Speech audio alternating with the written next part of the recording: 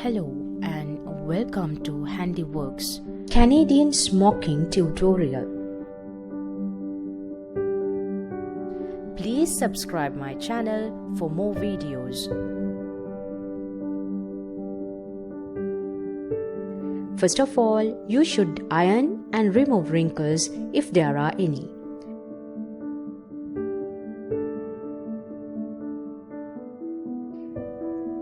Since the fabric is slippery and flowing, it has to be taped down on all four sides when drawing the grid.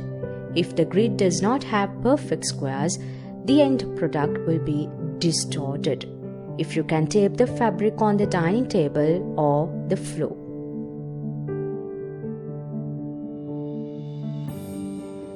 To draw the grid, you can get a long steel or wooden ruler that engineering students use. The longer the ruler, the easier your work will be. If you are a quilter, you can use quilter's ruler. It will be very helpful. This type of smoking is usually done with fabric that is flowing and slippery. Thick and stiff fabrics like cotton and linen are usually avoided. Allow minimum 2 inches allowance on all four sides when drawing the grid and pattern on the fabric. Use tailor's pencils or easily erasable pencils or crayons to draw the grid. Please subscribe my channel for more videos.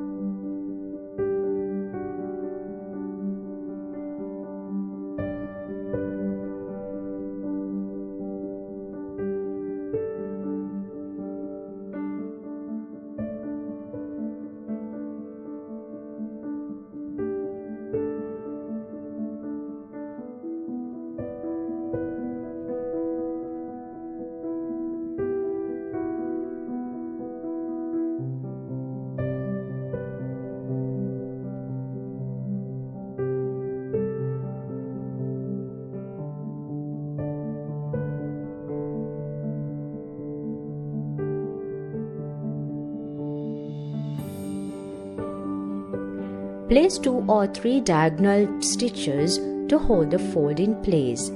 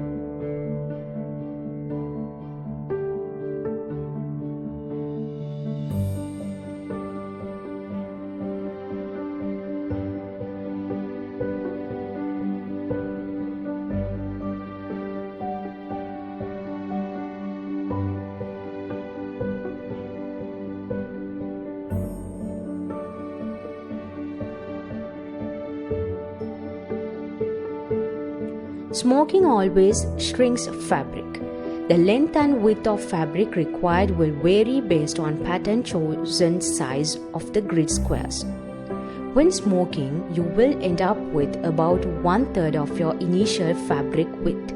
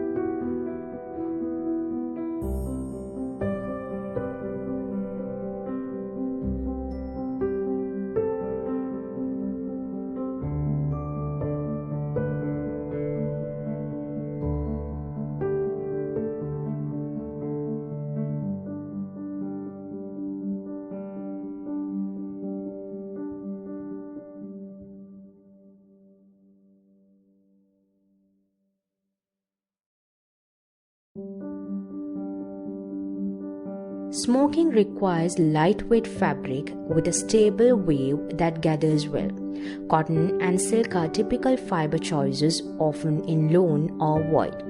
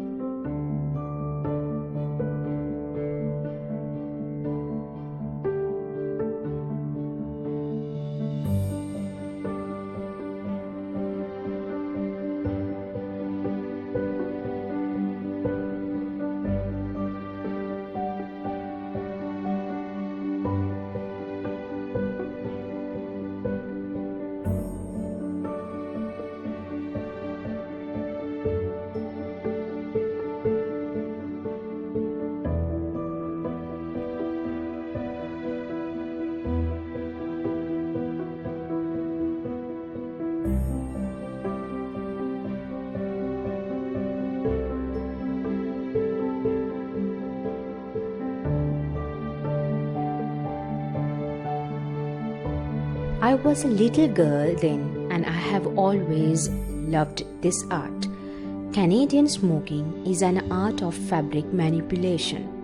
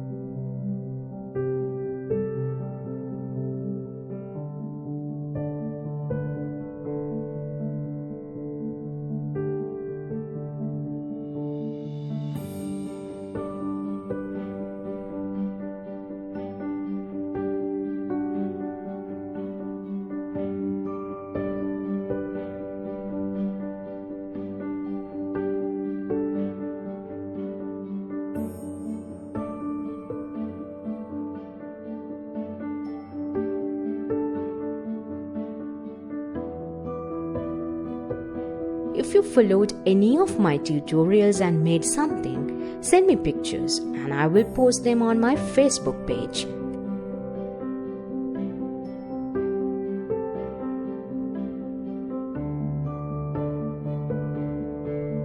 Please share this tutorial with your friends. I would love to hear your comments. Please leave them below. Make some beautiful smoked bags, pillowcases, smoked dresses, cuffs and waistbands, necklines or the bodice of a blouse. Thank you for watching Handiworks. Please subscribe my channel for more videos.